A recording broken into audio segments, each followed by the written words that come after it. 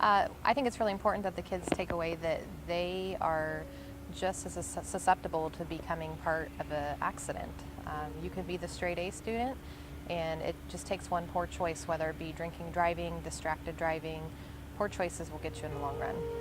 The frustrating part about our job is we see this for life every day. So this is very rewarding for us to come out and do these types of events. It helps us have some hope that, we're making an impact, and it gives kids the opportunity to get the right choice. It really wouldn't be unique for the situation, because what we're going to do is we're going to go in there is we're going to do it just like if we had an auto accident. Those aren't scripted.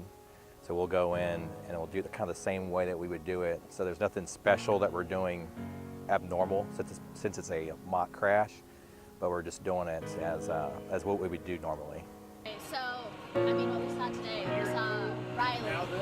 Riley, one of our really good friends, responsible for this whole accident, and I think that's the hardest part, because we see him making the decision that he's okay to drive, and he's going to come out here, and he killed his friend, he severely injured two of his other friends, and the impact of that was probably the greatest.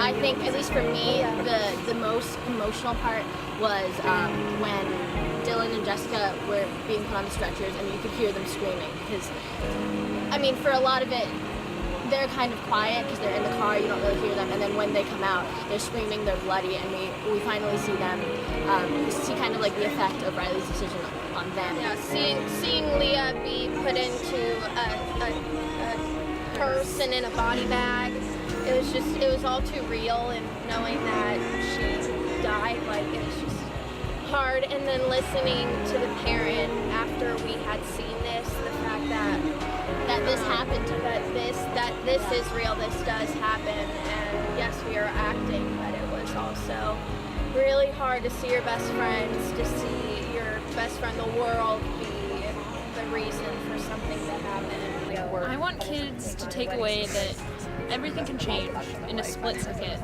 and it's your choice. It is that it's your choice whether somebody makes it home or they don't. And I want every kid to take responsibility for their own actions and realize that these types of accidents are completely preventable.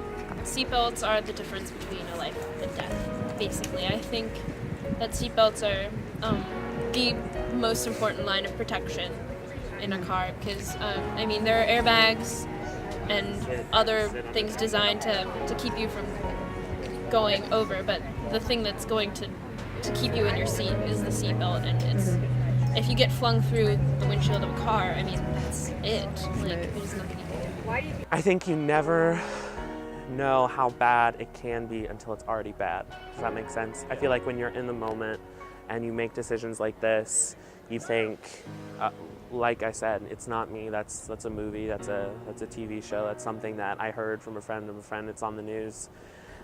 It's not something that hits you until it happens, and that's the whole reason why you have to train yourself to think about stuff like that beforehand. It was really shocking.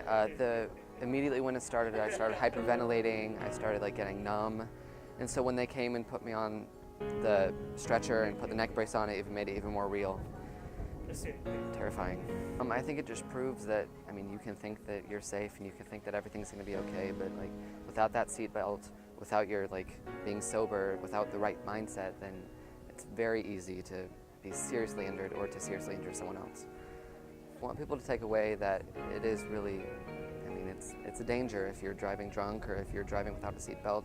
It's something every day we take life for granted, but you need to realize that it's very easily can be taken away. So we all need to be careful, not only with our lives, but with others.